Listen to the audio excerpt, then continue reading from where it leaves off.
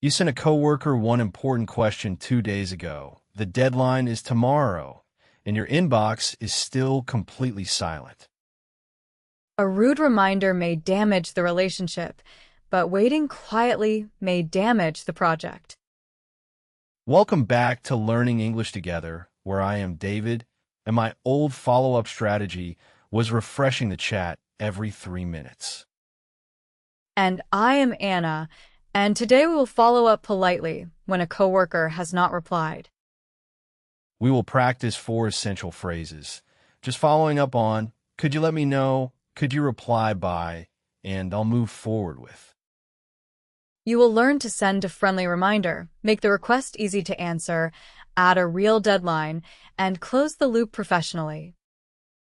Stay for the final review, when one silent message becomes a clear answer without any angry red exclamation marks. It is Wednesday afternoon, and David needs Maya's pricing figures for a client proposal due Thursday. I sent Maya a message on Monday asking her to confirm 2 prices, but she has not replied. Before following up, check the original message, the timing, and whether your request was actually clear. My message said, can you check this? Followed by a link to a 12-page spreadsheet. That is friendly, but Maya may not know which cells matter or when you need an answer. Should I write, hello, did you see my message? Question mark, question mark, question mark? 3 question marks feel like 3 people knocking on the same door, so begin with a neutral reminder. Just following up on the pricing question I sent on Monday. Good. That phrase reconnects the conversation without suggesting that Maya ignored you. I wanted to check in about the 2 prices for the Northwind proposal. Now she can identify the project and the exact topic immediately. Have you had a chance to review rows 12 and 13? That is much easier to answer than asking her to inspect the entire spreadsheet. I know you've been busy with the product workshop this week. Acknowledging her workload shows empathy, but keep the message focused on the task. No rush if today is difficult. I mainly need to know whether Thursday morning is realistic. You can use this first reminder when the deadline is not immediate and one friendly nudge is enough. Let us review 5 phrases for sending a friendly first reminder. Phrase 1 is just following up on, which reconnects your message to an earlier request. For example, just following up on the pricing question I sent Monday. Repeat after me. Just following up on. Phrase 2 is I wanted to check in about, which sounds warm and neutral. For example, I wanted to check in about the Northwind proposal. Repeat after me. I wanted to check in about. Phrase 3 is have you had a chance to, which asks whether someone could review something. For example, have you had a chance to review rows 12 and 13? Repeat after me. Have you had a chance to? Phrase 4 is I know you've been busy, which briefly acknowledges the other person's workload. For example, I know you've been busy with the workshop this week. Repeat after me. I know you've been busy. Phrase 5 is no rush if, which reduces pressure when the timing is genuinely flexible. For example, no rush if today is difficult. Repeat after me.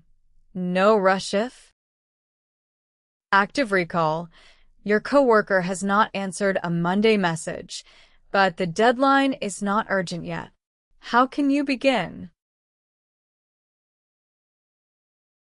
Say, just following up on the question I sent Monday. Have you had a chance to review it? Excellent, because a calm reminder gives context without accusing anyone of ignoring you. 20 minutes later, I realize that my reminder is polite, but Maya still needs a simple decision to make. Exactly. A good follow-up reduces the effort required to reply. Could you let me know whether the standard or discounted price is correct? Two clear options are easier than asking, "What do you think about everything?" Do you have an update on the customer discount approval? That question helps when the answer depends on another person or a process.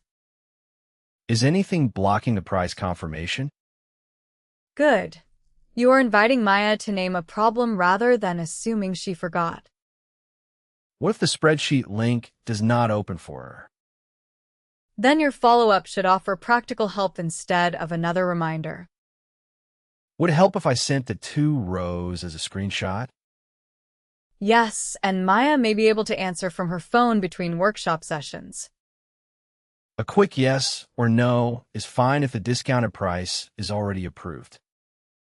That sentence tells her a short response is useful and welcome. First, I gave 2 choices, then I asked about blockers, and finally I offered a screenshot.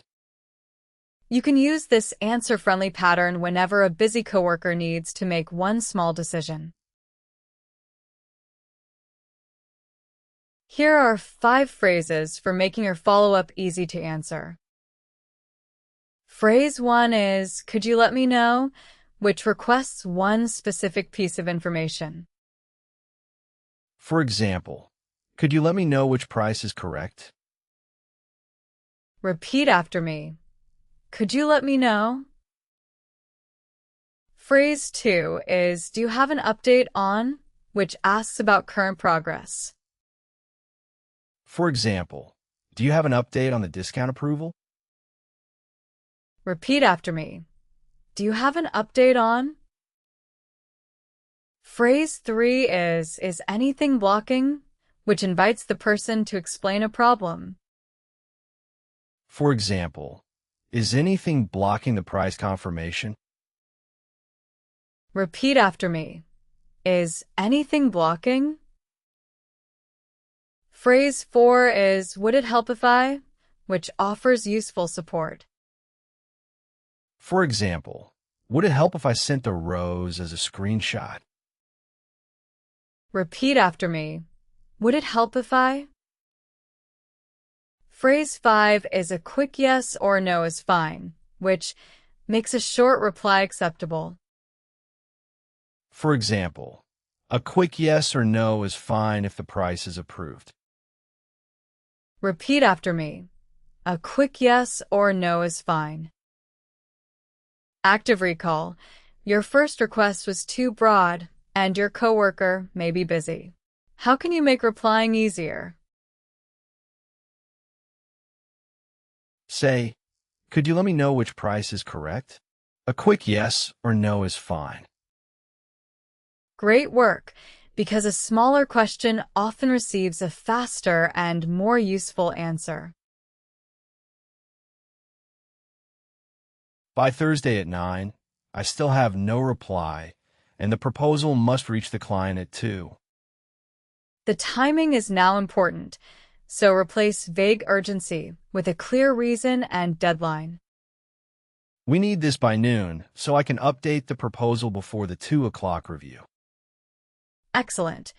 The deadline is connected to the next step, not your personal impatience. Could you reply by 10:30 if possible?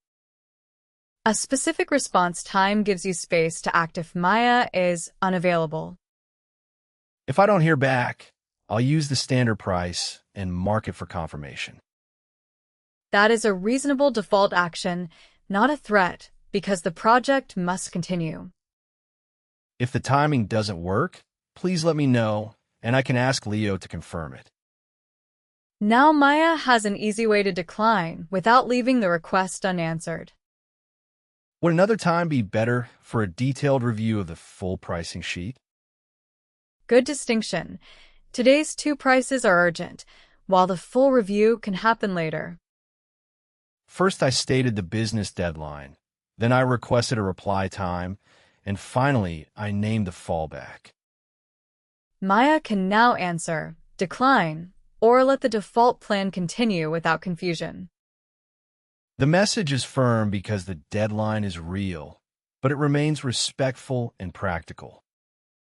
You can use this deadline pattern whenever silence begins to put shared work at risk.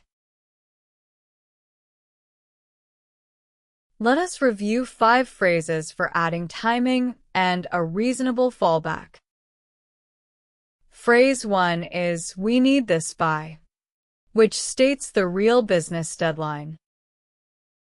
For example, we need this by noon for the client review. Repeat after me. We need this by. Phrase 2 is, "Could you reply by," which requests a specific response time. For example, could you reply by 10:30 if possible? Repeat after me. Could you reply by? Phrase 3 is, "If I don't hear back, I'll," which explains your default action. For example, if I don't hear back, I'll use the standard price. Repeat after me. If I don't hear back, I'll. Phrase 4 is, "If the timing doesn't work, please let me know," which makes an honest decline acceptable. For example, if the timing doesn't work, please let me know and I can ask Leo. Repeat after me. If the timing doesn't work, please let me know. Phrase 5 is, "Would another time be better?" which offers a new time for less urgent work. For example, would another time be better for the full review? Repeat after me. Would another time be better? Active recall. The client deadline is close, and you need either an answer or a fallback. What can you say? Say, could you reply by 10:30? If I don't hear back, I'll use the standard price. Exactly, because respectful clarity is kinder than sending repeated messages with no decision path. At 10:15, Maya replies and explains that the spreadsheet link was blocked during the workshop. She approves the discounted price from your screenshot, so the proposal can move forward. Thanks for getting back to me, and I appreciate the quick confirmation. Good. Acknowledge the reply instead of commenting on how long it took. I'll move forward with the discounted price and finish the proposal before noon. Now record the decision where the team can find it later. I'll update the tracker with the approved figure and attach Maya's confirmation. If Maya had remained unavailable, you could copy the project lead without making it punitive. I'm copying Leo for visibility because the proposal goes to the client today. Then state your assumption clearly. Please correct me if the standard price should be used instead. I thanked Maya, confirmed the decision, and updated the shared tracker in 3 short steps. You can use this closing pattern to finish the follow-up and protect the working relationship. Here are the final 5 phrases for closing or transparently escalating a follow-up. Phrase 1 is, "Thanks for getting back to me," which acknowledges the reply positively. For example, thanks for getting back to me and confirming the price. Repeat after me. Thanks for getting back to me. Phrase 2 is, "I'll move forward with," which confirms the decision you will use. For example, I'll move forward with the discounted price. Repeat after me. I'll move forward with. Phrase 3 is, "I'll update the tracker," which records the result for the team. For example, I'll update the tracker with the approved figure. Repeat after me. I'll update the tracker. Phrase 4 is I'm copying for visibility, which adds someone transparently when the risk is real. For example, I'm copying Leo for visibility because the client deadline is today. Repeat after me. I'm copying for visibility. Phrase 5 is please correct me if, which lets others challenge your stated assumption. For example, please correct me if the standard price should be used instead. Repeat after me. Please correct me if. Active recall. Your coworker finally replies, and you need to confirm the action. What can you say? Say, thanks for getting back to me. I'll move forward with the discounted price. Quick fire recap. Just following up on, could you let me know? Could you reply by? And I'll move forward with. Today's best phrase is just following up on, because it opens a reminder without blame or unnecessary pressure. Next time, we will practice at a hand over unfinished work clearly before taking time off. Thanks for learning with Anna and David, and we will see you in the next episode.